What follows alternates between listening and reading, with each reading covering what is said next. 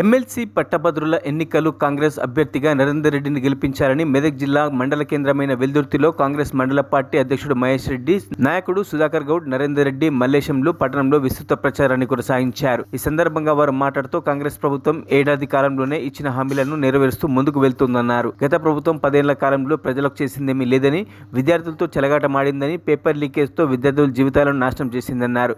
ఈ కార్యక్రమంలో నరసింహారెడ్డి, కిష్టాగౌడ్, శంకర్ గౌడ్, సత్తయ్య, కృష్ణ, మల్లేశంతో పాటు తదితరులు పాల్గొన్నారు. ఈ పట్టభద్రులు గతంలో జరిగిన బీఆర్ఎస్ పాలనలో ఎప్పుడైతే ఉద్యోగాల కోసం నియామకాల కోసం కొట్లాడడం జరిగింది, మరి ఎక్కడ ఉద్యోగాలు అయితే రానటువంటి సందర్భం, మరి పట్టభద్రులకు ప్రత్యేకించి చెప్పాల్సినటువంటి అవసరం అయితే లేదు, ఆలోచించాల్సిన తరుణం.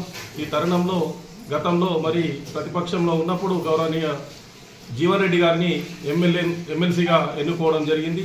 ఈ ఎలక్షన్లలో కూడా మరి కాంగ్రెస్ పార్టీ బలపరిచినటువంటి నరేందర్ రెడ్డి గారికి మొదటి ప్రాధాన్యత ఓటు వేసి 27వ తారీఖు నాడు 2వ నెంబర్గా ఉన్నటువంటి అల్ఫోన్స్ నరేందర్ రెడ్డి గారికి మొదటి ప్రాధాన్యత ఓటు వేసి మన వెల్దుర్తి మండలం నుంచి మెజార్టీ ఇవ్వాలని అందరి పట్టభద్రులకు సవినయంగా కోరుకుంటున్నాం.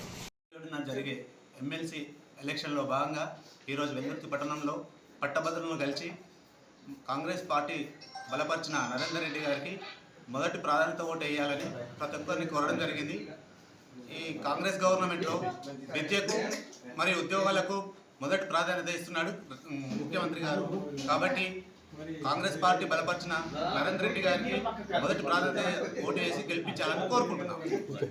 ఎలక్షన్స్లో భాగంగా మరియు కాంగ్రెస్ అభ్యర్థి మన నరేందర్ రెడ్డి గారిని అత్యంత భారీ మెజార్టీతోటి గెలిపించాలని చెప్పేసి మా వెల్దుర్తి పట్టణంలోని మరియు వెల్దుర్తి మండలంలోని ప్రతి ఒక్క యువకుడిని కోరుకోవడం జరుగుతుంది. ఎందుకంటే గత ప్రభుత్వంలో ఏ ఒక్కరికి కూడా జాబులు రాకుండా ప్రతి ఒక్కసారి పేపర్ లీకేజ్ చేసుకుంటూ మోసాలకు గురి చేసినటువంటి ఈ కేసీఆర్ గారి ప్రభుత్వంలో చాలా అన్యాయం జరిగింది యువకులకు, ప్రతి ఒక్కరికి కూడా.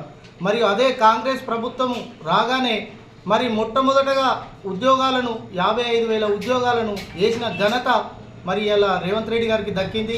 మరి ఎందుకంటే ఒకవైపు విద్యారంగాన్ని, మరొక వైపు వ్యవసాయాన్ని ప్రతి ఒక్క రంగంలో ముందుండి మరి తీసుకుపోతున్నటువంటి ఘనత మరి కాంగ్రెస్ పార్టీది.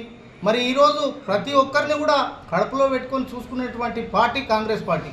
ఇది మోసపూరితమైనటువంటి పార్టీ బీఆర్ఎస్ కానీ బీజేపీ పార్టీ కానీ. ఈ రెండు పార్టీలు కూడా ఇవి రెండు కూడా ఒకటే అని చెప్పేసి ప్రతి ఒక్కరికి కూడా తెలుసు.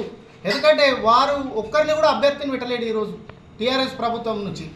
కానీ వాళ్ళ సపోర్ట్ ఏంటంటే బీజేపీలోకి ఇవ్వాలని చెప్పేసి వాళ్ళిద్దరు కూడా ఒకటే, అది గమనించాలి. మరిన్ని అప్డేట్స్ కోసం మా ఛానల్ని సబ్స్క్రైబ్ చేయండి.